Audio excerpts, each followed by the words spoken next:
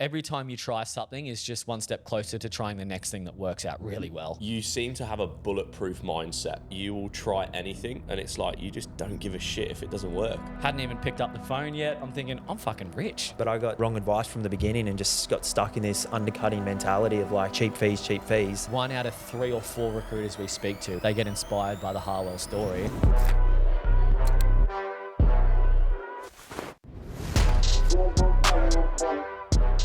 Welcome back to another episode of the How to Become podcast. We're your co-hosts, Adam Powell and Harvey Rivers. Now, today is a special one. We're joined by 2 chaps, and we've appeared on their podcast twice, so it's a nice full circle moment. But we're joined by Blake Thompson and Declan Kluver, who are from XRecruiter, Australia's Startup of the Year 2023. Is that correct? That's it. That's it. Welcome, lads. Thanks, boys. Thanks for having us. This is surreal. It's exciting to be on the other side. That's got a nice ring to it, hey? Australian Startup of the Year. So what about this year? Do you get to go in again? I don't think you can go in twice. Yeah.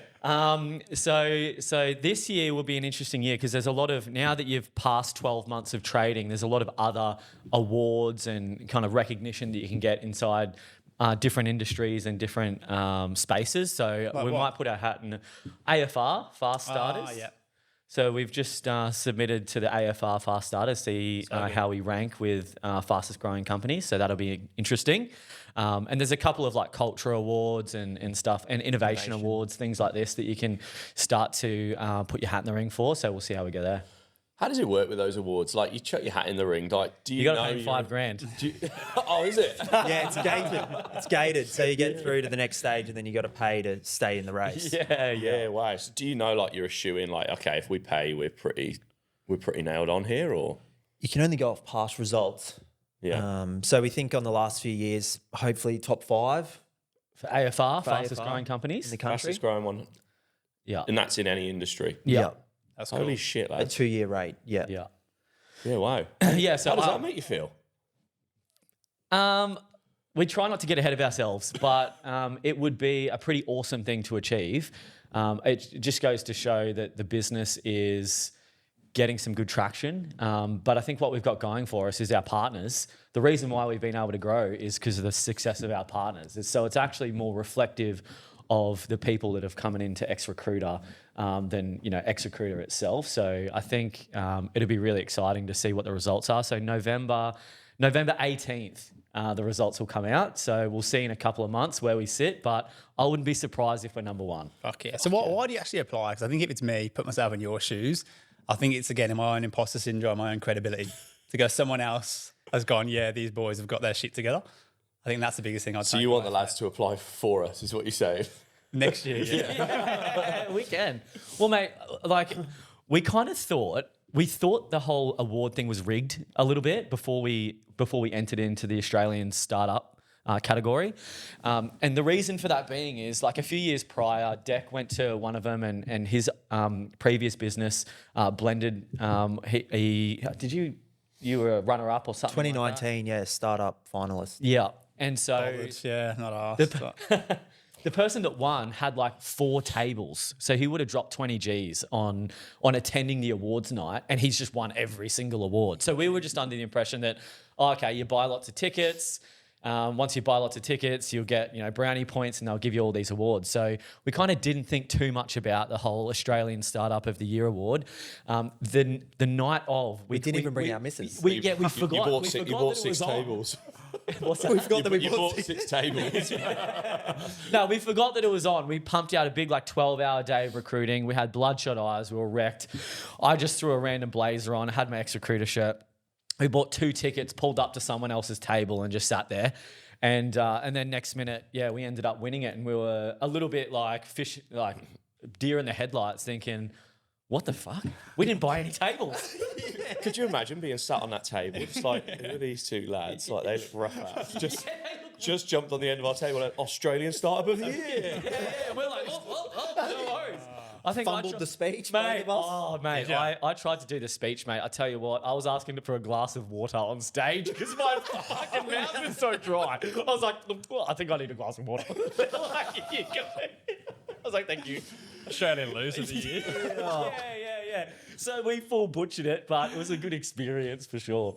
Oh, that's gold. Good on, yeah. Well, look, we're really keen to dig into the XRecruiter stuff and that journey.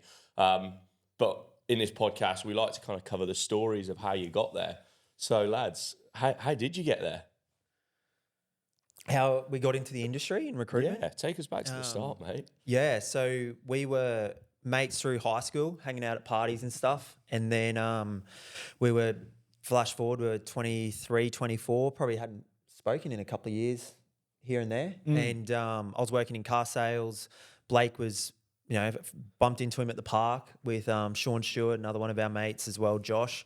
And Josh was driving this C-Class Mercedes. And I'm like, fuck, I don't know too many 23-year-olds. Why are they driving a C-Class Mercedes? And Blake pops out. He's like, yeah, we're in recruitment. Do you want to kick in the footy? I'm like, what's recruitment? And then long story short, Blake got us the job and got my second interview and didn't even realise like why people get paid to find people jobs. I couldn't wrap my head around it. And lucky for me, I got the only inbound lead that I think that company had ever gotten before and placed 2 roles in my first month. And then, 29K. And then I was like, oh, this is a bit of a jam. I love this. And then it was a really good crew of all the boys working together and Blake was doing really well. And then do you want to tell your part of the story or do you want me to? Yeah. I'll start with how I got in and then how we kind of diverged and kind of started XRecruiter. So I was selling photocopiers, commission only. Basically door knocking every day. I'd fucking have a little printer under my arm and go. That sounds proper scammy. Yeah, fucking mate. And like, cause I never done cold calling B2B before. I used to sell cars, so it was retail. People come to you, so you didn't have to have too much ambition to sell a car. You just need to know how to build rapport quickly and then close a deal. So I got promised the world at this like photocopier sales company saying you can make $1 million a year selling photocopiers. I thought, that makes sense. and then joined. I actually do remember my first cold call ever. It was my birthday. And my boss goes, all right, mate, time to go cold calling. Head up to Burpengary in Brisbane to the industrial area and just go collect business cards, see what everyone's using for their printers and fucking try and sell some stuff. I was like, rightio, jumped in my car, drove like an hour up to Burpengary. I remember it was this, pulled into this like court where it was like a fish, like a wholesale fish aquarium business where they like would sell like little fishes to pet stores and stuff like that. And I've just walked straight through the door and then it all hit me. I've got no fucking idea what I'm talking about. And as soon as I walked in the door... Same as now. Pretty much. As soon as I walked in the door, I just froze up and I was like, oh, I don't even know what my opening line is. She goes, hello. I was like, hey, just seeing what you're doing for your printer. She goes, oh, are you our printer guy? I was like, no. She's like, okay, so what do you want to know? I was like, I don't know. I work at a company with printers and I just thought I'd see what you're doing with yours. She's like, yeah, our printer's fine. I was like, okay. And then just walked straight back out. So just butt in for a sec. Imagine being that lady, right? And a few years later, you sat there reading the newspaper, you open Australian Startup of the Year. She'd go, no fucking way.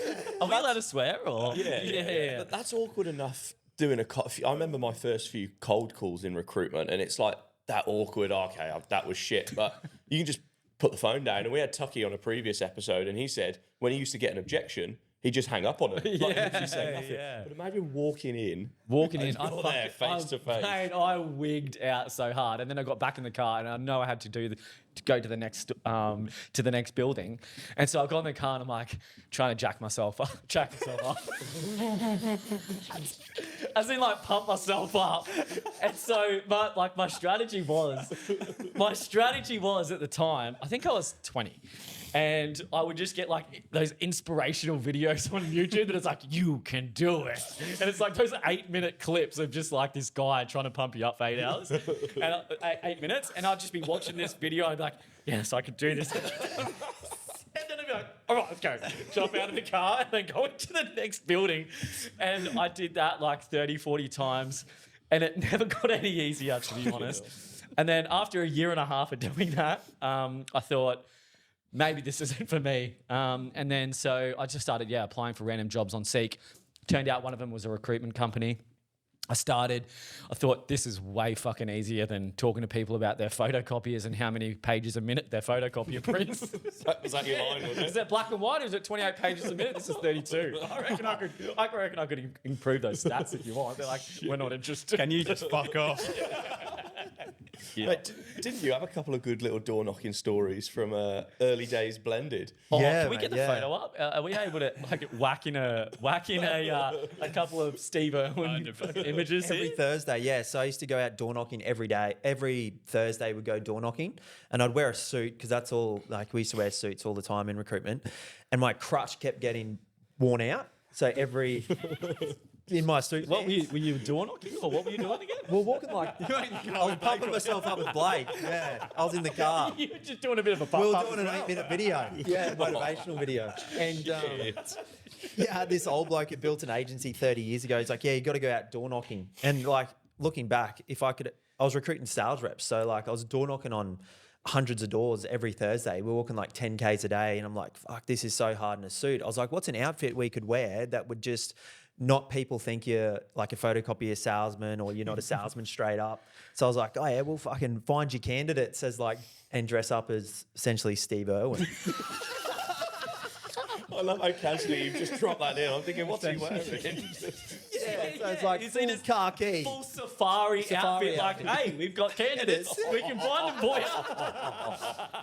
But it got heaps of cut through. So you'd be walking around like you'd be walking onto past the tradie side or something. They'd just give you a nod. Like you looked like I was actually fitting in. I was like, this is getting way more traction than before. And then we'd just get business cards. I think I got like 3,000 business cards, 100 every week. And then you follow up and built it that way. It's probably a really serious take there, though. 18 months doing what you're doing, Blake, in photocopier sales, that's a long time. I reckon anyone else, probably Commission included, a month in, I'm going, this is a bit shit. 2 months in, I haven't got long left, and then I'm done. So I did that for 18 months. The resilience, that must have been inside you. Was that natural? Like, did you go, I'm going to do this, I'm too driven to fail? Like, what was the result? I just generally don't like being shit at something. And so because I felt like I was on edge of being good, but I just wasn't good enough, there was no training. So it was like, can you imagine doing a B2B commission-only sales role with zero training, selling a product that no one wants to talk to you about with no clear direction? And so I was having a crack and I was getting some wins, but because the volume was so high, I was tripping over 1 deal, 2 deals a month, which was paying me maybe about $4 or $5 grand a month at the time, com only. So I was able to survive, but it was just a really tough slog every single day. And then I heard in recruitment, that's your base salary for just showing up. And I'm like, geez, mate, if I could just show up to work and get paid the same amount, this is great guns. And then so I felt at the time when I got into recruitment and I got a 55K base salary plus super, hadn't even picked up the phone yet. I'm thinking, I'm fucking rich. I've done it. Like, I don't even need to earn comms right now. I'm still making bank.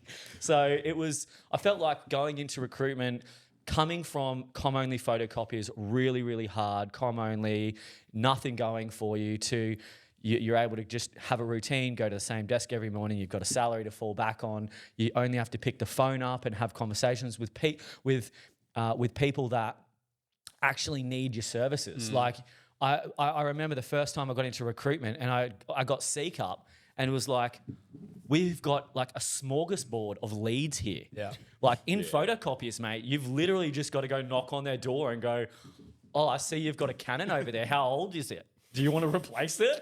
And that was the only way you could build pipeline because like no one's advertising what type of photocopier they've got. Yeah. And so it was so tough to try and figure out where your next deal was coming from. But like recruitment, it's like, oh, you just get Seek Up and all these companies are telling you, I'm looking for people. And I thought, geez, this is fucking shooting fish in a barrel here. Yeah, that's awesome. You must have come through that door thinking, I've just been knocking on doors trying to sell photocopiers for 18 months.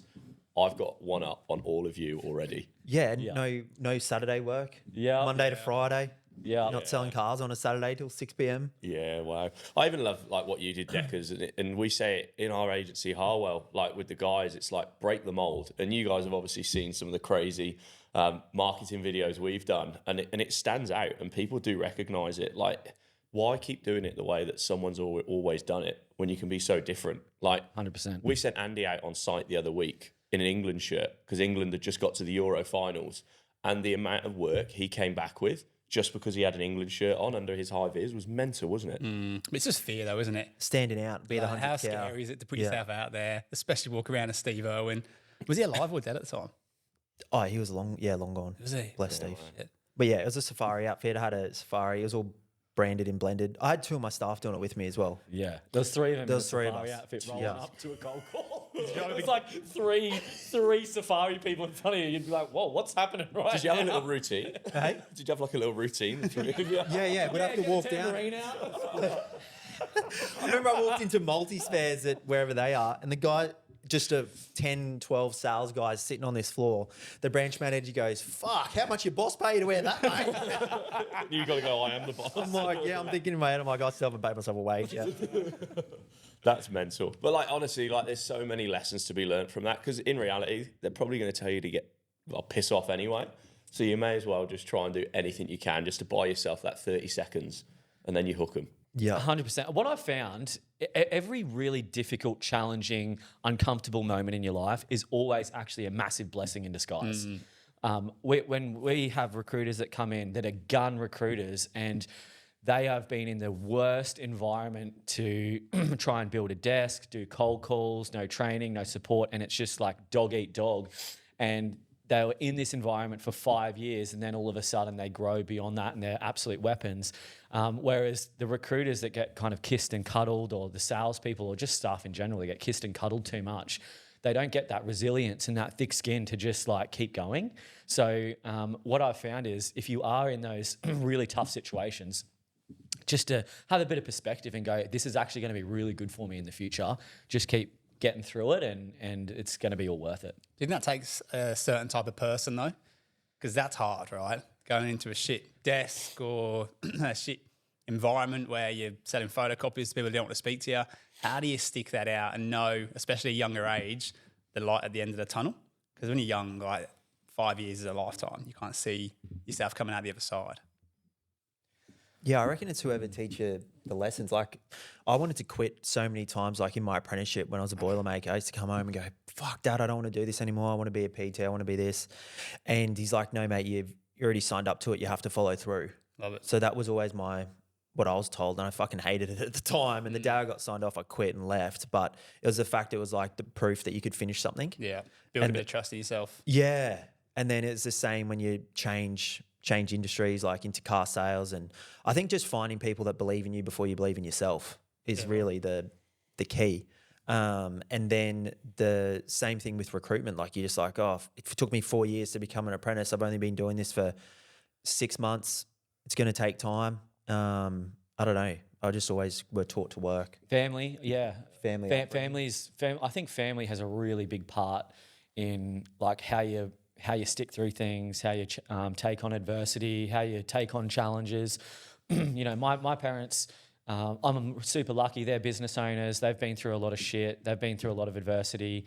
So I get it naturally by osmosis because that's what my parents are like. So I feel like if you've got parents that you know have gone through the challenges, that you become a pretty resilient individual.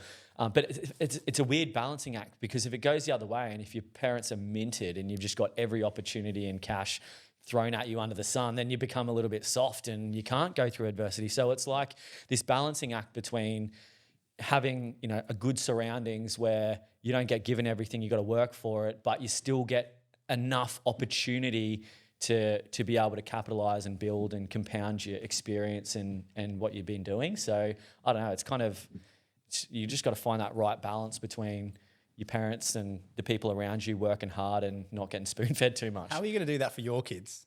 Because you guys are on a good journey. You've done well for yourselves. So really you are the parents who could spoon feed your kids, right, and give them this easy life. So how do you make sure they don't turn out? I was actually talking about this with Kat the other day, and she said, "Oh, how much pocket money are we going to give Elsie?" And I was like, "Oh, let's give her $1,000 a week." And she goes, How old's Elsie? She's 2. And I was like, but then we sit down with her and go, oh, but the house is worth this much, and your room is 22 square meters, so we'll just take that off your $1,000. Electricity that month, we'll take this off, and we'll just rip it right back down to $5. and we'll just show her exactly what the breakout is of how much it costs for her to live. And so we'll give her $1,000, and we'll just take it straight back and go, you better work for the rest of it, and just try and teach her how life works. So I don't know. We'll see if that happens, but I don't know. It's just going to be something that you learn to manage in real time, and just hopefully you're making the right decisions. It's, we all want to be awesome parents, but sometimes it's really hard to see what you're doing from day to day. So you just got to hope you make the right choices and you take it the right way.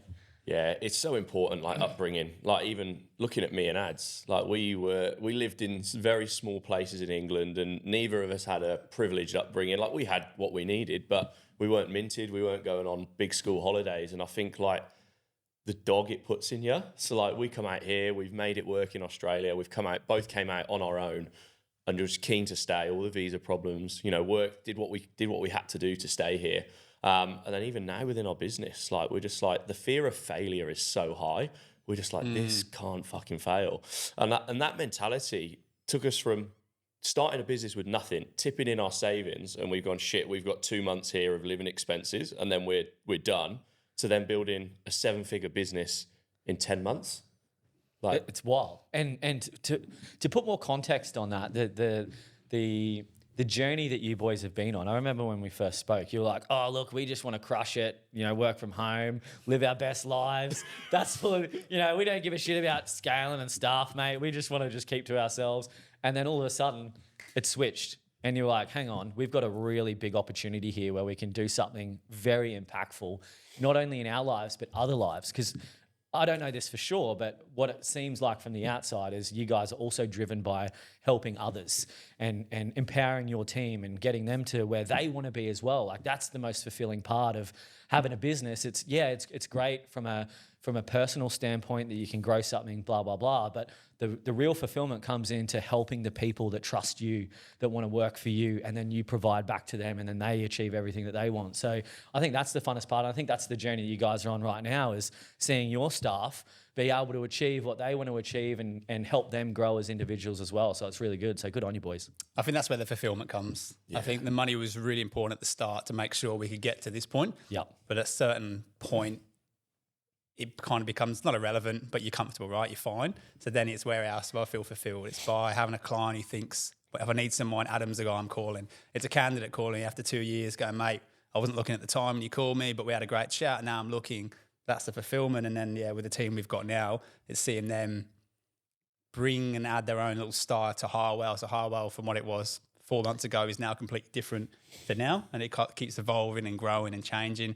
And just the environment we've got in there, it's the best place in the world. It's mental. I remember when we first got Chloe on board, and we sat down and we spoke to her, and then she went and resigned from one of the biggest recruitment agencies in the world and put her trust in us. And I was like, what the fuck? It is. You're like, fuck, I better really fucking pull my weight now. Mate, we've been going 5 months at this time. Yeah. And I'm like, she's just put her trust in us. Like, she's got a house, like she's got bills, she's got a mortgage, and I'm like, holy shit. I was like, we must have built something half decent here, mate, for her to do that. It makes you step up as well. I think we can, we care about each other and we don't want to let each other down, but we're in a bit of a bubble. Now when it was Chloe or then it was Andy with a visa, like, well, if we're not here now, Andy loses his visa. The guy's going back to England, right? Yeah. Like, so it's bigger than just us two. Yeah. It's actually more of a collective kind of work, and then they'll bring the family into that as well. Like, it's not about Adam and Harvey filling a couple of jobs and having a good time. It's way bigger and way more important. Yeah, for sure. That was a good tangent, wasn't it? It was. We're going to be talking about you, boys. So take us back. Obviously, we've looked at your route into recruitment. At what point did you go, fuck, there's got to be more here. We're going to go and do our own thing? Because you did it individually first, didn't you? Yeah. Yeah. So, Yeah, so we were both working at our previous agency together. I think Deck was probably a couple of months in when I left. Yep. So at the time, my parents needed a national sales manager for their hair and beauty company. So they saw me in recruitment doing really well, and they're like, "Oh, you're a gun salesperson. Come be our national sales manager." I thought, yep, no worries. I'll go work for the family business. All good.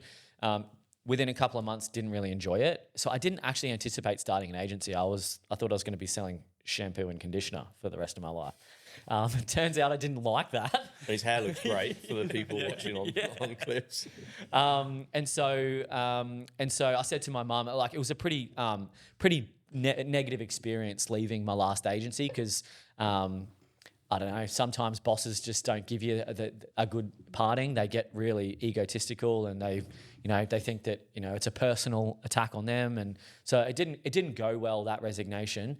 But then I just, 3 months later, I said to my mum, I really liked recruitment. I don't know why I left. I can't go back to my old work now. And I just don't really feel like going working for any old recruitment agency. And she said, oh, well, why don't you just have a crack at it yourself? And I thought, fuck, I guess I can. And then just built a sea kitty and pumped out a few phone calls and then just started like the next day. So had a crack at that for, I think I was maybe 6 to 12 months in Vendito when... Yeah, 12 months ahead, I think. Now, I don't know this for sure, but Vendito started doing all right, and then Deck goes, I reckon I could do it better than Blake. Look at this guy. Give me a crack at this. He's got way bigger biceps as well. Mate, if Blake can do it, I can definitely do it. And then, and then 12 months later, Deck started Blended. Yeah, it was just inspiring watching Blake. I said, and I said, I can't join him, so at least I can beat him. But no, I think that was the tipping point to go, this is, someone's done it. It's the 4-minute mile mentality. Yeah. And then one of my family friends who built Chefs on the Run had like a 2,000 temp hospitality business. Oh, wow. I was going through a promotion at work and I'm like, fuck, Blake's doing this. And he's like, mate, why do you want to still work for that guy? Like, this is our family friend. He's like, just do your own thing. I was like, who, me? And he's like, yeah, fucking do it, mate. Like, I didn't even do recruitment and I was a chef and I started just recruiting, contracting chefs. I was like, all right. And then that was a learning experience. That what got me started. And I had a 6 square meter office and he used to sit at the door and watch me cold call and critique me. Oh, wow. Yeah. 6 square meter office. Yeah. Little glass cubicle in a old school shared office. Yeah. So for context on how big 6 square meters is, you know how sometimes you go into a bathroom and like into a toilet and you open the door and you got to like edge around the door just to actually close it and sit in the toilet. That's kind of like how big that office was. You couldn't actually, you'd have to squeeze past the door as you opened it and then close it again. Yeah. So one guy would sit in and then I'd sit in next and then we'd have to go 10 calls each. That's how Blended started. Yeah. And then the week before I was resigning, we found out, Dee was pregnant. We'd been together for 14, 15 months. And I'm like, fuck, all right, we got 9 months to work this out and everything was paid. And then, the resignation was really daunting. And then you just fumbled my way through it. And it was, a huge learning curve, but you just bludger on. And then COVID hit. And do you remember your first deal? Yeah, I remember. It was my a first big deal. puppy too. Tell puppy. me how big your first deal was. I told everyone at my old agency it was 20K, but it was actually 2. So I rolled in and we used to do like 5K flats for like little jobs at our previous agency. So I'm like, oh, sweet, it'll be a 5K. The guy then at the end of the recruitment process goes, oh, look, mate, the candidate's happy part-time. So I read your prorated thing. So I'm thinking $2,000 for this one. And I'm like, fuck, okay. Because he's only working 0.2 or 0.4 of the week. So instead of a 5K flat, it's 2. Yeah, a couple of days a week. And I still like, even these older guys that run a freight logistics business, like we still remember you banging on the wall when you did your first deal. It was like, let's go. Because that mentality of doing your first deal is so real. It doesn't matter what the amount is. But it was one of the lowest deals ever. And that was at the point where I was like, fuck, maybe this isn't for me. I was 2 months in and running out of money. And I remember just sitting there going, I've got to make this work, hell or high water. And then that deal happened. And then 3 placements the next month. And I think they were 7K fees. Yeah. And then it slowly built up from there. But I got, wrong advice from the beginning and just got stuck in this undercutting mentality of like cheap fees. And it wasn't till like COVID hit and then started charging proper fees. Me and Blake started chatting again and realised the benefit of, what we all have is like, someone on the end of the phone that's not your missus and understands recruitment and can give advice. And then 18 months later, what would have been 18 months later, we spoke. About that. Yeah, Jimmy was wanting to, he had a bit of ordeal with a previous business partner, and he'd run like 6 to 8 months prior to that in Randstad, and was like, "Hey Blake, I want to start my own agency. Like, can I come work out of your office?" So Jimmy was doing that, post some private advertised jobs. So it was like unofficial XRecruiter vibes going on. And then I called Blake one day and we're like, "Look, we got to do XRecruiter. Like, let's." Got off a phone call with a guy who invested in a different business in a different industry, similar model to XRecruiter. I was like, "Mate, the first person that does this in recruitment could make it happen." I called Blake, and then he came to the office that Saturday, and then we started trying to work it out, what it looked like. And then that was like a 8-month process till August. August 15, 2022 was when we went live with XRecruiter. At that point, was it to go and take on the world? Like now, if you say, what are your goals? You can rattle them off, right? Was it just to help a few mates start an agency? Was that the idea? I remember telling you one day, like, I think we had Jimmy and we had Crystal. They were our 2 first clients. Jimmy, because I've known him for ages. Crystal, she used to work at the agency beneath me, so like I ran into her all the time. So this is like November. Yeah, this is like November. And I remember just saying to Deck, "Mate, if we just had like 8 or 9 clients, we'd be gold. We'd be cream." yeah. Let's just get 8 or 9 clients and just keep doing what we're doing. And then, we got to like 8 or 9 clients and we still weren't making money. I was like, we need a lot of clients. This actually isn't a low volume business. This is a high volume business to make this work. We can't afford to run these 8 or 9 clients. We need to fucking put the pedal down and keep going. And then that's when we were like, okay, we need to go hard here and scale up and probably be a bit more proactive in building XRecruiter. At the time though, Declan was running Blended, I was running Vendito, and we were running XRecruiter. So I think one of the most challenging parts in the outset for XRecruiter was figuring out how to balance our time and resources between businesses, because Deck had staff, I had staff, and then they saw us starting a new business. And so we basically were ripping all the cash out of our recruitment agencies and piling it into XRecruiter to keep the running costs going for a year. And it was draining, because the less you focused on your agency, the less money you made, which means you couldn't fund XRecruiter. Yeah, wow. But if you weren't focusing on XRecruiter, XRecruiter couldn't do anything. XRecruiter wouldn't get to the point to make any money. So it was like, if we focus on our business, we make money, XRecruiter dies. If we focus on XRecruiter, we make no money, XRecruiter dies. It's so true, because even now with us, like, again, people back home or family look at it and you think, "Oh, the boys are doing amazing." And it's like every time payday comes around, I'm like, "Shit, I've got $100 left in my bank." And I think that's where so many people at that point back out and would just stop. And it's almost that toughest point is where it's about to click. Well, that's every tough point was like, "Oh, fuck." It's always the toughest before it works. Yeah. And then it just goes through the new phase of growth. So it's just like trying to find people that have done it before and been there, and then be like, "Yeah, let's keep going again." So it's like, it feels super freeing to be able to obviously be out of debt. It's a big thing. And then now it's like, even tough times we've had recently, it's like better things come straight after it. So then it's weird. Like at the time you don't want to look for tough situations, but every time a tough situation pops up, and then you like go to a new gear, and then new people come into your life, and then it goes again. Do you think that gets easier because I've been in a tough situation before, or is your definition of tough way bigger because you've just been through a smaller tough situation, so that's easy? Do you know what I'm trying to say?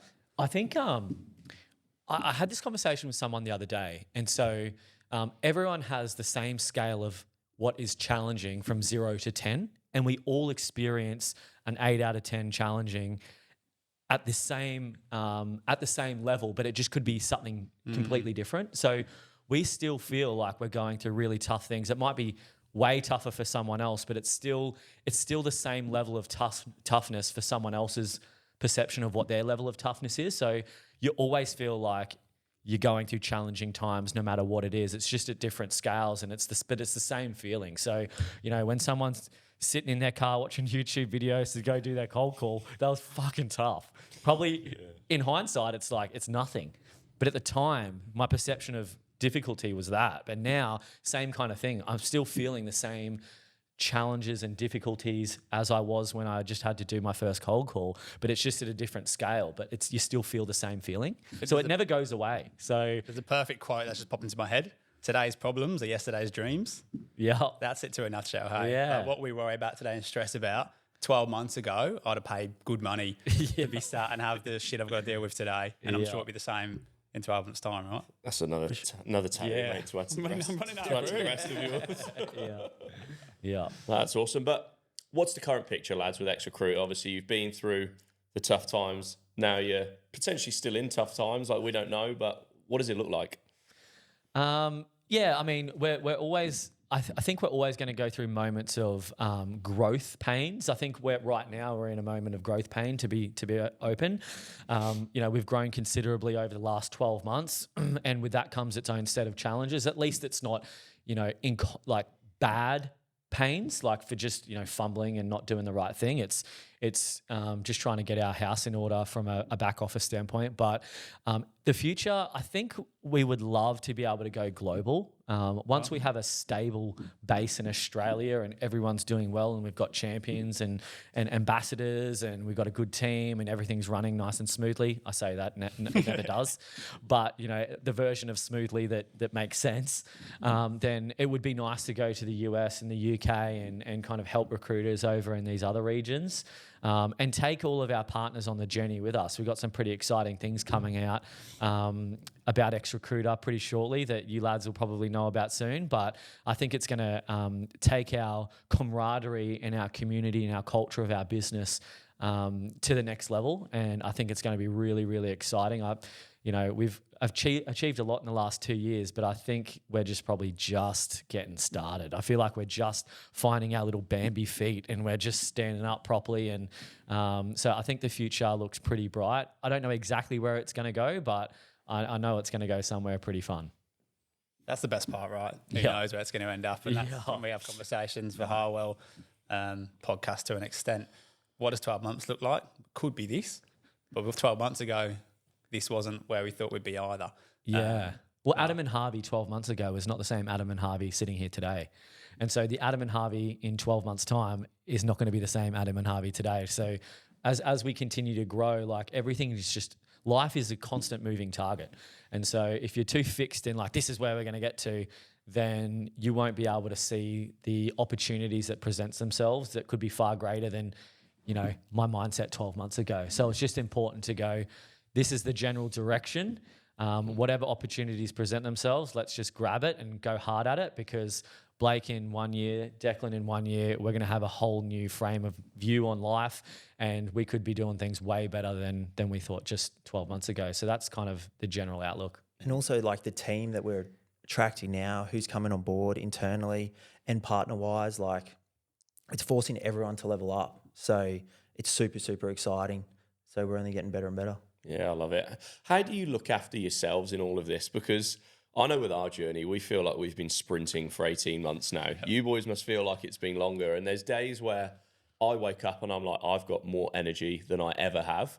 And there's other days where I'm like, am I on the verge of burnout here? Because you've both got young kids and families as well. Hi, I'm Yas Madbouli, founder and CEO of Serving Our People. Serving Our People is a general charity. We're a delivery and logistics charity that has started in 2020 to help with the pandemic and the disasters across the country. We are helping very largely in food insecurity. We've got 3 people's markets to help people to come and get much needed goods when they need it. We operate in Southeast Queensland and Northern New South Wales, and we're expanding beyond. Please come and support us on sop.org.au. And we're very thankful to be a partner with this amazing podcast. Yeah, I think the biggest help to me recently is just getting a coach, like a mindset coach. He's Michael Anderson. He's written a book, and it's about developing yourself first, looking after yourself so you can obviously help everyone else. The biggest thing I've learned is, I'm not that sales guy that just, enjoys selling and marketing. Now it's like having to lead a team and delegating, and like that's a completely different role. And you never taught leadership. Like you just get good at something and then all of a sudden there's a team and now you have to lead them. So really setting time, because your energy is so important and you're constantly you know, whether it's excitement or whether it's something negative, it still drains you. Like being in front of clients all day, being on, leading the team, being, you know, that's still emotional. So like things that I've implemented recently is like no phones until you're in the car on the way to the office, gym early, no phones when you get home, resetting before you walk in home. Because like you go from the office where, you know, there's chaos and all this stuff happening, you walk straight into a house with 3 kids, everything's crazy, and then all of a sudden your emotions don't stop. So, you know, just centering myself, doing like a 5-minute walk before I walk in and being like, all right, I need to be my best version of myself for my kids, and just do some breathing. Those little things to preserve energy has made a massive, massive difference in me. Getting an ice bath recently has been a huge. Cheers, Cost Dog. Yeah. Getting into the ice, and then also like the eating as healthy as possible, not drinking piss all the time, or barely ever do we drink. But they've been the major things that I've done in the last sort of 4 to 6 weeks. Because prior to that, I was on my phone at like 4:30 in the morning, stressing about emails or your perceived idea of what an email is, and that's just a bit of a vicious cycle. So just trying to create space. It's weird. Like when you first start in business or you first start in your career, you got to be disciplined to show up to work every day. And then once you've done that and you almost overcook it, and then you've got to be disciplined to not show up 24/7. So you go on this like roller coaster of, I've got to rip in, hustle, hustle, hustle, hustle. Then you're hustling so hard, you're like, whoa, I need to chill out. And then your focus changes from work my ass off to like, I need to find time for myself. I need to go to the gym. I need to prioritize myself. So it's forever this like roller coaster journey of trying to balance both. I don't think you'll ever get it right. Sometimes you'll have weeks where you think you've nailed it, and then all of a sudden the next week you're like, wow, I really dropped the ball here. I know it's something that I really struggle with, because I find that I do my best work the moment I wake up. And so if I've got a lot of things on my mind, I find it really difficult just to go to the gym, because I'm like, I've got 1, 2, 3, 4 things that I need to do. And then sometimes I'll be in the office at like 6 a.m. because I just want to extract all the juice out of my brain while I'm clear-minded and I'm fresh, and put it on paper so I can action it and you know, execute it. But then that comes at the downfall of, by 2, 3 o'clock, I'm shattered. I can't think properly. I can't even remember Declan's name half the time. And then I'm like, I should have gone. And then I feel regret. And I'm like, I should have just gone to the gym this morning. I would have achieved the same amount of stuff today, and I would have got in a gym session.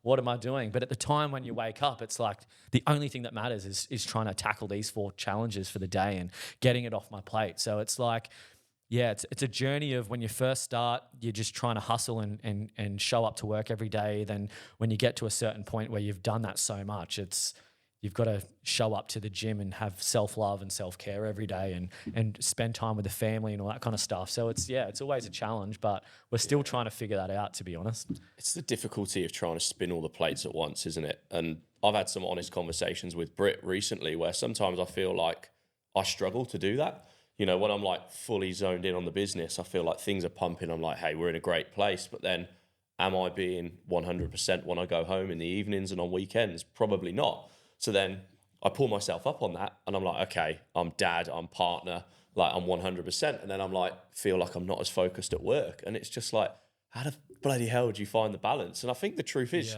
you probably don't. I don't think you need to, No, it just goes in phases, right? Yeah. So many people, and I used to obsess over that, of trying to get the perfect balance. And until you get comfortable with the fact that there probably is no perfect balance. Yeah.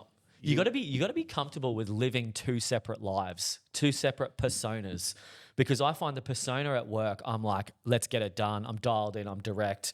I'm thinking about others, and then I can't be that same person at home. So sometimes I find myself, you know, I'll be out for, I don't know, a family picnic with the kids, with the missus, and I just have to really try and change who I am and just be the dad. And so trying to flip between dad mode, relaxed, chill out for your kids, chill out for your family, engage in just chit chat, which I'm not used to doing. Like I'll sit in front of my missus sometimes and she'll be like, how's your day? I'm like, good. oh, how's your day? How's your day? and I'm gonna try and like change my gear and go, oh, let's just have some chit chat. We Feel don't like have you're to dating again. Yeah. We don't have to get to the point or have an outcome of this conversation. Let's just talk naturally and, you know, be there for each other and all that kind. And then I'm in work mode and I'm like, I'm not chit chatting to you. I'm trying to find an outcome to the conversation. So it's really hard, and you got to try and, I guess, be comfortable with being two different people and switching between those two personalities to get the best out of your work life and your personal life. There's a question I've been burning to ask you too, because there's a lot of similarities. Here we go. Where you guys have kind of come from as friends to then starting a business and to where you are now to what me and Harves are, and essentially probably a few years ahead. How's the relationship been from day one to now? Has there been any really tough moments where you've gone, shit, maybe we shouldn't work together? Has it always been rock solid? What's the dynamic been like on the journey? I don't think there's ever been a moment where I thought we shouldn't work together. I think Declan and I, we're very aligned from a value standpoint. Yeah, we've had a couple of spicy conversations, but like every relationship does. But I think the thing that we've got going for us is our values and principles are always really well aligned. So regardless of our perspectives at the time, the values and principles is generally the guiding light to be able to get us to where we both want to get to. That's mine. Yeah, that's a very good way to put it. Yeah. I've never I don't think we've ever thought like, it's always that excitement. You're like, fuck yeah, Blake's here. Blake's in the office. Like, everything's going to be okay. It's never like, oh, fuck, I don't want to go to work and see him. This fucking guy. This fucking guy. Or or you feel like, you know, someone's taking the piss or stuff like that. So, you know what I've come to the realization of, running Vendito as a sole director by myself and then running a business with a 50-50 partner. I used to, when I was 100% Vendito and then thinking that I'm going to be 50-50 in another business, I kind of had a little bit of an ego kind of moment where I'm like, fuck, I only own 50% of that company.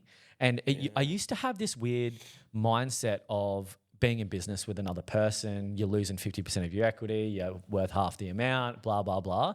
And what I've come to the realization of going 50-50 at XRecruiter is 1 + 1 doesn't equal 2. It equals like 4. Yeah. And so the best part about going into business with someone is the business will always have someone leading the charge with full energy, because you can't, as an individual, you can't be 100% all the time. So like when I'm feeling 50%, Dex steps up and he's like 120% to counterbalance that. When Dex feeling 50%, I'm stepping up. So from a compounding effect of business growth, it's like always moonshotting, because there's always 100% getting given from either one of us. Just like any relationship, the value of input is never always 50-50. And this is what my mum taught me very early on, which is what's helped me with perspective in going to business with someone. She said, Blake, you can never expect, if you're going into business with someone, that you're both going to contribute equally at 50-50. There's going to be times where one person's going to contribute at 80, one person's going to contribute at 20, and then something will happen and then it'll shift. One person at 70, the other person at 30, 60, 40, and it'll be this moving dynamic, because you both will be having your own personal lives that you need to live and challenges and all that kind of stuff. So you need to be really comfortable with going, what goes around comes around. And if Deck's feeling flat, it's my opportunity to really step up and give 150%. And when I'm feeling flat, it's Deck's opportunity to step up and give 150%. And I think that's a really special thing to have in business when you do go into partnership with your mates like you two. Is I'm sure, you know, Harv's not 100% all the time, you're not 100% all the time, but your office will always be at 100% because you both will at least be on that wavelength at any given time. Does that make sense? Yeah, big time. That's bang on, actually. Every single word you just said there, hey. Yeah, it's felt like a cheat code at times. Yep. Like even early on when it was just us two, like there were times where I'm in a hole, you lose out on a couple of deals, and I'm like, if I was here doing this on my own now, I'd be in some strife. Whereas he's there pumping hard, and it's just like, okay, yeah, you've got to pull yourself out, because you feel like you don't want to let him down as well. So it's just, you just drag yourself out of the hole. And I remember a piece of advice that Deck gave us early on. It was when we first decided, look, we're going to go and expand the team. You know, we start talking to staff and just asked Deck, as I said, look, what are your thoughts? And he's just like, there's going to be some things that you both don't agree on. And he's like, but if Ads is 100% in on it, you've got to back your mate and just go, right, let's run with it. And there'll be times where you're 100% in on something and he probably doesn't agree, completely, but he's got to back you. So I think that as well, that it's not always going to be we're both completely on the same page, but you just got to run with some things, see if it works, and then consolidate. 100%. Yeah. So if you're, for the thousands of listeners that we've got, probably 10,000 actually by now, had a few episodes. Let's go. A couple of mil by next week. And they going into business as someone they think could be a good business partner, potentially. What are some key traits or characteristics or similarities you think you've got to really meet to have a successful partnership? Can they sell photocopiers? Yeah, maybe it's easy to look back on it at the time. Maybe reflecting on the relationship, me and Blake were real. Like when I look at a lot of mates or associates had gone and started agencies, and they didn't really, employ anyone. They didn't grow them. They weren't consistent over the years. So like seeing Blake be consistent, and then we were still both having a crack. And I guess I didn't look at this business as like, I need to get a mate involved. It was like, who's the best person that knows like how to start small recruitment agencies? Like we're both still, on the journey. We're doing our best. We're the most consistent, level-headed, like what Blake said about the morals and all of those characteristics in a person. That's just what I saw in Blake. It wasn't like, hey, I need to get my best mate involved. It was like, who's the best person I know that we could do this together? That was really what I thought the whole time. So for you, it's more skill set then, on the values are sure, but the skill set was important, making sure they could bring. Well, I'd done I did blended juices after I did my apprenticeship. So I started a juice company, and like it was, people were just never along for the ride. I was always the one outworking them or being the most enthusiastic about it. Tried to start a podcast with another mate in COVID, and they just sort of gave up. And I was like, and it would flounder within like 12 months or 2 months. I was like, fuck, me and Blake are still going. And there's a lot of value that we got from those 2 years prior. So it was like all those conversations had like built up so much value. It wasn't like we'd randomly just gone, oh, hey, you want to go into business? I was like, there's so much value here prior that this is like the natural progression. That's what I envision. Yeah, it's tough because it's like you don't want to jump in too quickly. You want to make sure that the other person has some sort of consistent wins on the board. So, looking at Deck, he was consistently always out there, always showing up, which is what I valued when we were talking about XRecruiter. I thought, geez, if I'm going to go in with anyone, I want to go in with someone that I know will never let me down and will always work extremely hard, and that's what Deck has always done. So that gave me the confidence. And then from a value standpoint, I think that's what's helped us drive forward even faster because there's a lot of values alignment. But if you're going to go into partnership with someone, I think you would want to have to at least know them for a little while, like test the relationship first. Maybe don't jump into bed too quickly together, and see what they see for certain, what value they bring. Because sometimes it's difficult when, I'll give you an example, like there's a big biller and there's an amazing manager. And so they want to get together and start a business, and the big biller is bringing in direct revenue. It's tangible results. Like, the value they're bringing, but then the manager's not so much, but they're like coaching and mentoring the other staff. And then sometimes there's a disjoint there between a big biller and a good manager, where they go, I'm literally making the business $1 million a year, but you're kind of costing the business all these salaries and you're not making as much as me. And, there's more risk and liabilities here. And then all of a sudden there's a disjoint because either one of the other person doesn't value the other person's skill set. So I think you just got to be really comfortable that if you do bring different skill sets, like you both are great billers, so it's a very easy way to have an equal contribution there. Same as me and Deck, we both have very similar skill sets, so we know the value contribution there. But a lot of people go into business with someone that has the opposite skill set of them to balance them out, which is still a smart move. But then you've got to make sure that you value their skill set as much as you value your own skill set, and you don't value yours above theirs, and then in 12 months' time, there's a disjoint and you go, oh, mate, I'm fucking doing way more than you. Fucking let's see you later. So I think it's just being really honest with valuing each other's skill set equally, even if it's different. Yeah, that's a really good point. I think it's quite interesting where you say at the start you probably don't want to get in on the thing of you're a big biller, I'm the people manager. But I do think as you progress through the business and probably the stage we're at now, we've had to have the discussion of what hats we wear, where, okay, at the start we were just big billers and it's pumped money through. But now I know Ads prefers more so like the coaching, mentoring side of it, whereas I do the people management and even the training the new people. So it kind of, although you don't want that from the start, it almost does take that.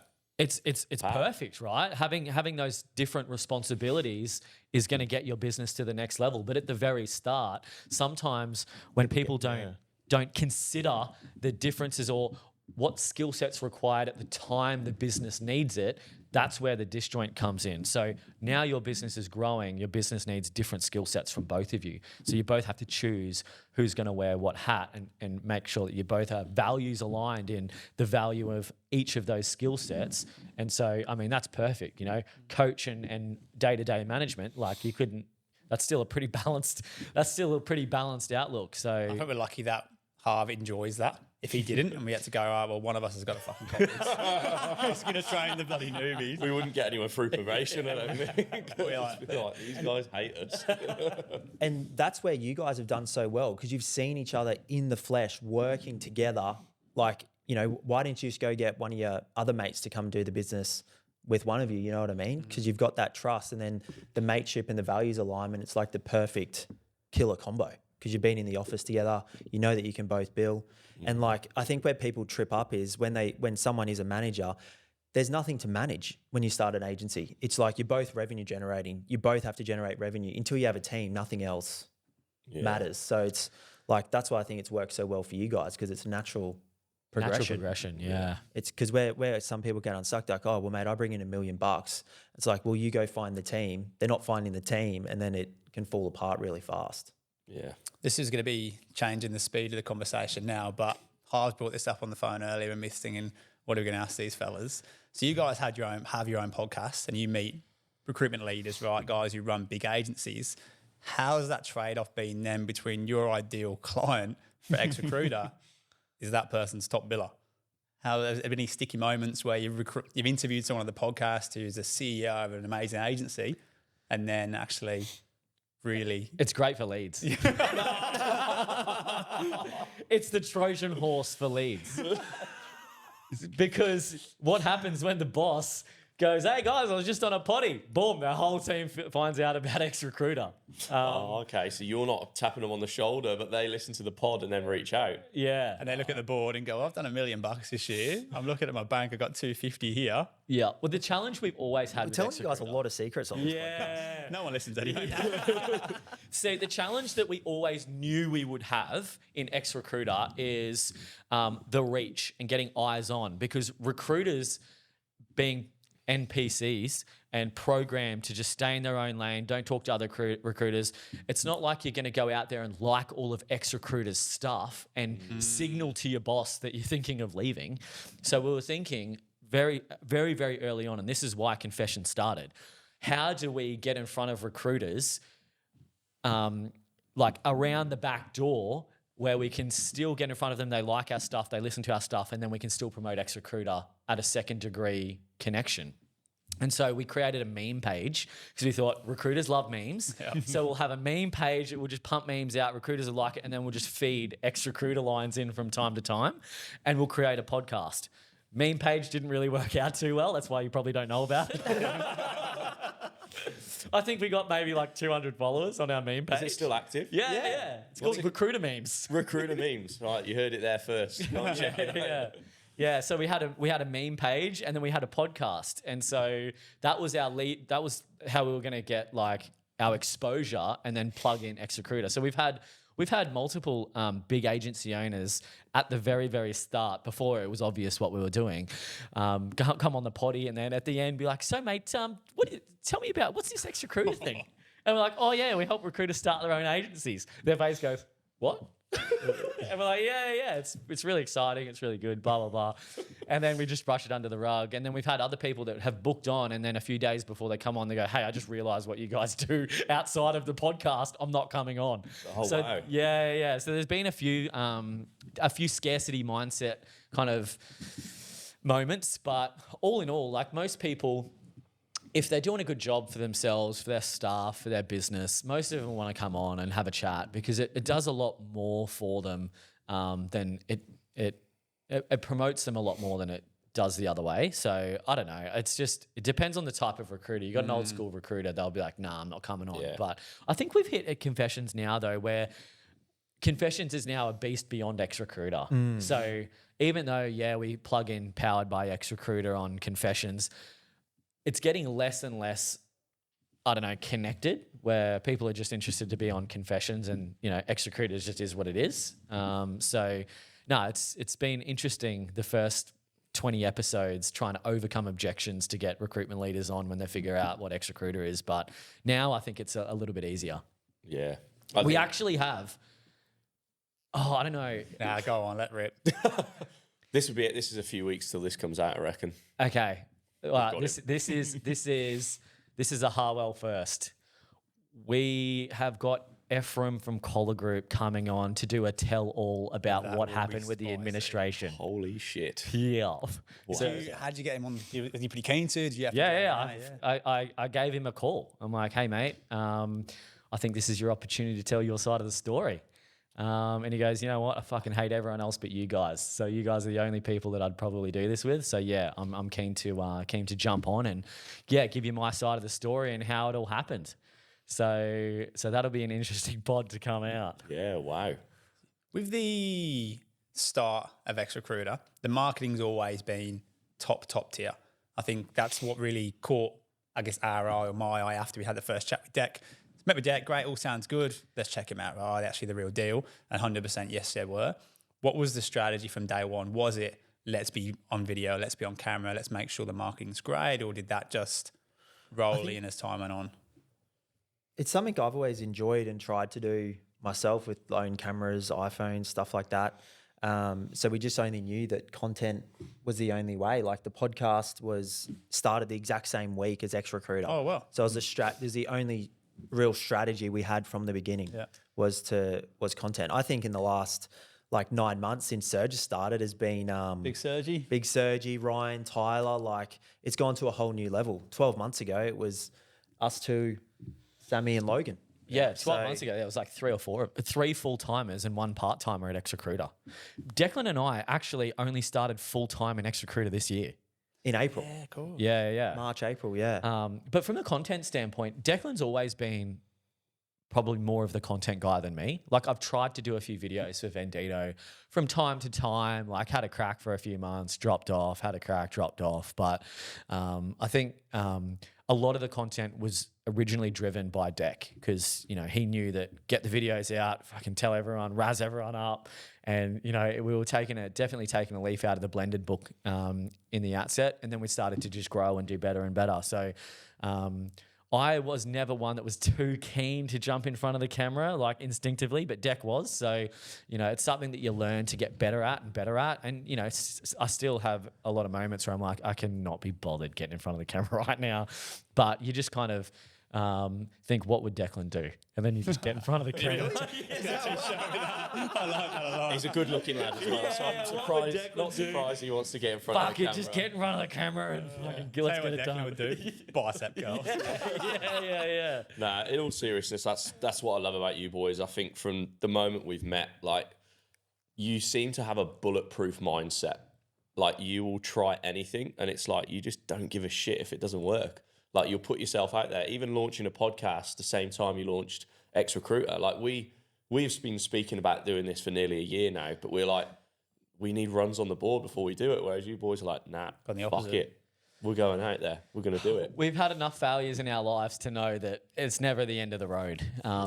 Every time you try something is just one step closer to trying the next thing that works out really well. So I think the biggest thing for us is we don't ever think the next thing we do is the moonshot. We just think the next thing that we do is just going to get us closer to that moonshot. So as long as you're just trying to do things and it'll just constantly build on your skill set, build on your perspective, and then it'll slowly put the pieces of the puzzle together. And then all of a sudden you'll look back in 2, 3, 4 years and go, oh, wow, we actually did a really good job there.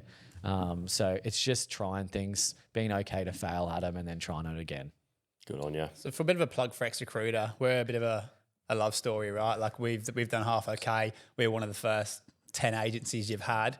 How have you found the guys who are inquiring now and going, okay, I've seen H People, Harwell, all the other amazing agencies that have done really well so far. What's their, I guess, ambition? What's their communication to you? Are they going, we're all in? People are still a little bit scared. And how do you see that progressing over the years? You know, we get a lot of recruiters inspired by the Harwell story. And we probably don't share this enough with you guys because, you know, we want to keep you down a peg. but like a lot of the conversations are, I've seen what Harwell's doing. I see the videos. They're absolutely crushing it. And like, I saw it when they first started to where they are now. And I'm still like kicking around the office doing the same thing I was doing 12 months ago. And then I look at Harwell and look at what they're doing. And I wish if I just did what they did 12 months ago, maybe I'd be in that position too. And so I would say, on average, maybe 1 out of 3 or 4 recruiters we speak to is because they get inspired by the Harwell story and they go, wow, these guys are doing an awesome job. So thanks for being a good lead machine for us and a good ambassador for the success of XRecruiter as well. So that's cool. Yeah, the recruiters we're speaking to, it's usually, you know, 1, 2, or 3 kind of situations. They're scared to do it. They're not sure when to do it. They're not sure how to do it. But ultimately, all of them go through the same journey of the oh shit moment, the imposter syndrome moment, the oh wait, I can do this moment, and then the moment where they go, I'm going to grow a team. That's literally the 4 steps. Like we have one guy that's coming on shortly, and you know he bills millions of dollars a year, and That'd be nice. Yeah. And he's probably considered one of the best IT recruiters in Australia. And he originally reached out going, you know what, I'm just going to, you know, rip it myself, spend time with the fam, have an awesome lifestyle. And we thought, yep, no worries. And like, he's not even live yet. He's just going through the branding process. And he's like, mate, I'm going to grow a team. I'm scaling. This is going to be awesome. And so like, he's obviously, his feedback loop internally has gone way quicker. Usually people go through that shift when they start doing a few deals and they realize the potential. But, you know, everyone kind of goes through this moment of like, holy shit, can I do this? Oh my God, I can do this. Wow, I can do this beyond just myself. Wow, I want to grow a team. So I think you guys are really in an awesome spot in your journey. Like I'm jealous that you are where you guys are within 12 months. It's awesome to see. And so hopefully, you know, the next round of recruiters will be able to continue to look up to you guys and keep watching your journey and keep seeing the videos you guys are putting out because it's helping a lot more people than you probably realize. And it's inspiring a lot of recruiters more than you probably realize. There's a lot of recruiters out there that are watching that aren't engaging because they're programmed not to engage with other recruiters' stuff. But I'm sure that they really appreciate being able to go on your journey with you and give themselves a little bit of inspiration and courage along the way. It's really cool. Yeah. And you don't think about that at all, to be fair. We're so just head down, bum up. Yeah. Just doing us. Clients, candidate, staff. You probably, you don't take a sec to realise, you know, what people are saying. Mate, it's awesome. Have you looked at your LinkedIn posts from 12 months ago to now? No. Go back. There's a reason for that. Go back. And it's like, apply to my Seek job. Hey, I'm recruiting a new role. Apply now. Yeah. And like that's your feed. And then all of a sudden you look at your feed from 12 months ago to now and it's like, boom, this is what we're doing. You guys are the main characters. You're now the main characters in your life and you're ripping it. And it's awesome to see. People love to see it. Yeah. And people are following along and enjoying it. And it's helping them build courage for themselves to try and do the same thing. So it's a really exciting moment in recruitment, you know, the shift that everyone's going through and you guys are pioneering it and being the trailblazers. Yeah. And it's probably kind of a big full circle moment for us because what you boys are doing, now we're kind of set up and established and building a team, probably keeps us on our toes because in 2 years, what's not to say that Renee's absolutely smoking it with us and goes, well, I want to go start my own agency. And if she does, good on her. But it keeps us on our toes to go, how can we keep creating a business where people don't want to go and do that? So I guess you'll probably find in 3-4 years, it'll be an interesting dynamic. 100%. Yeah. It like a lot of people get scared of this, but once you realize that regardless of XRecruiter or not, it'll go through people's mind. It allows you to prepare yourself and go, how do I continue to add value where it just doesn't make sense for someone to start their own agency? My recruitment agency is a perfect example. I've got recruiters, they're big billers. They would earn way more money if they started their own agency, but they don't for a reason. And they don't because I don't want to put tickets on myself, but they like working with me. They get a lot of value being around me, and the thought of them being on their own, running their own agency is not as enticing as getting the value between the person that they kind of see as a mentor or someone that they can look up to or give them stability in their life. So I find that as long as you're able to give your staff stability, comfort, security, obviously reward them for when they do a good job. Like, do you really want to go through the heartache of starting your own agency? No. A guy reached out to me yesterday. He's like, hey, mate, just want to get your feedback. If I want to start my own agency, I get a 90K salary. I'm billing 400 grand a year. I get paid 50% comms over my 2x threshold, and 50% of my business is generated from my boss. He gives me half my leads. I said, so you're generating 200 grand, you're getting paid 100K salary and 50% comms. I said, mate, you fucking stay there. And he's like, really? I was like, mate, do not start a recruitment agency, mate. You are getting well looked after. Yeah. You don't want to do that. He's like, oh shit, okay, I appreciate your honesty. And he goes, when should I do it? I was like, well, if that's the situation, mate, you should never do it. Never. You should just enjoy life, enjoy that wicket, because that's crazy and unheard of. And so like sometimes it just doesn't make sense, and that's okay. Yeah, and some people don't want to do it. Like it's amazing and it looks awesome, but you do carry a lot of pressure. Like early on, as you know, we were in the same situation. Our partners were about to give birth, or Britt had just given birth, and it's like you carry a lot of pressure. And even now, we've got 5 staff whose mortgages, salaries depend on us. So it's like not everyone wants that pressure. Some people just like to be in a good environment. 100%. And that makes you step up. I remember when I started Vendito, and it didn't dawn on me the pressure of having to look after staff until I was a bit of a rat bag one Australia day, and I bloody didn't turn up to work the next day. And my mum, and I had all my staff trying to turn up, and they were all locked out of the office because I was the only one with a key. But I was working out of my parents' warehouse at the time in like the mezzanine level. And I'm getting blasted from my mum on the phone. She's like, where are you, mate? And I'm like, oh, what's up, mum? Had a big Australia day. She's like, you've got 5 staff waiting out the front of the office, ready to start work for the day, and you're not here. That is really poor form. And I was just like, wow. I've had 5 people that trust me with their life, their family, their finances, their career, and I'm being a rat bag, getting blind on Australia Day and not turning up. Yeah. And so that was like the wake-up call for me to be like, man, I need to do so much better and actually give these guys an opportunity to be their best selves as well, because, if I keep doing this, then like no one would want to work for me, and I wouldn't want to work for me either. So it is a lot of pressure when you go, my staff, then my staff's future, then my staff's future family. It's like there's a lot of layers to that when you think about it, but it makes you become a better person, Yeah, absolutely. Well, look, one thing we like to do with our guests at the end of every episode, and obviously whoever goes first is getting stitched up here. If you could go back to the start of your business journey, what's that one golden ticket piece of advice that you'd give yourself? I think we listened to it, but it would just be never, ever give up. Mm-hmm. Just keep showing up. And I think that's what we've done together. Like that's all it is. It's like, some things we've spoken about today sound scary and daunting, but like you just keep going up, keep showing up, you're always going to get through it. Like your worst case scenario never actually plays out, even though at the time you're like, fuck, this is no good. Yeah. But I think that just staying in the game and just not stopping. Yeah. What would be the one piece of advice I'd give to myself when I started Vendito? Right back at the start. Everything you've learned along this journey before you got into Vendito, what would you say to yourself?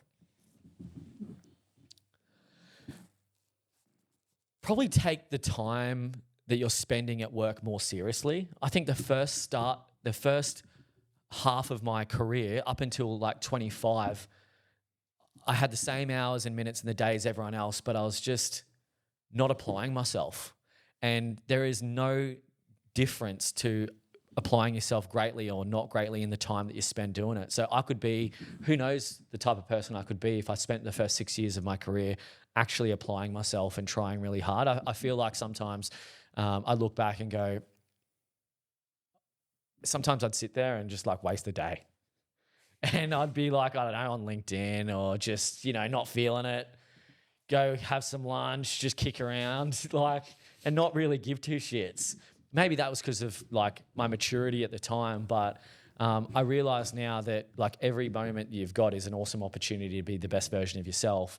And, when I was selling cars, when I was selling photocopiers, and a little bit when I was in recruitment at the very start, I took the time and the opportunity to level up for granted. And I didn't take that opportunity with both hands. And it wasn't until I probably matured a little bit where I was able to, and I've grown more in the last 5 years than I feel like I have in my entire life. And if I just started that young and I knew that from the start, whether I worked at McDonald's or wherever I worked in the car yard, then who knows how good you could be if you just actually took it more seriously day to day.